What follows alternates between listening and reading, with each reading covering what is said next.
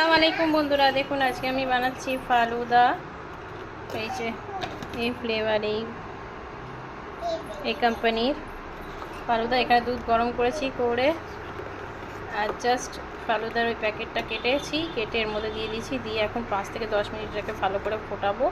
ফুটিয়ে নেওয়ার পর এখানে কিছু ড্রাই ফ্রুট কেটেছি, যেটুকু আমার কাছে ছিল, কিশমিশ কাজু, ওটা দিয়ে দেবো। দিয়ে তারপর ফ্রিজে ঠান্ডা হতে দেবো। রেডি হয়ে যাবে আমার ফালুদা।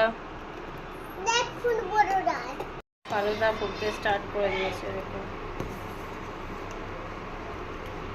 এইগুলো অনেক, দেখুন দানাগুলো আস্তে আস্তে কতটা বড় হচ্ছে। ফালুদা রেডি হয়ে গেছে, এই দেখুন কতটা ঘন হয়েছে, দেখুন। ফালুদা রেডি। এবার আমি গ্যাস ওভেনটা বন্ধ করে দেব। দিয়ে আর এই ড্রাই ফ্রুটস কিছু ছিল, ওগুলোকে আমি ওকে দিয়ে দেবো।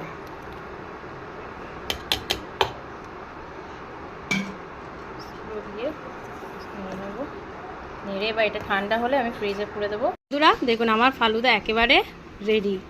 গ্রীষ্মের দুপুরে এরকম যদি ঠান্ডা ঠান্ডা ফালুদা হয় তাহলে আর কি চাই। জাস্ট দেখুন কতটা ঘন হয়েছে আর জাস্ট অসাধারণ।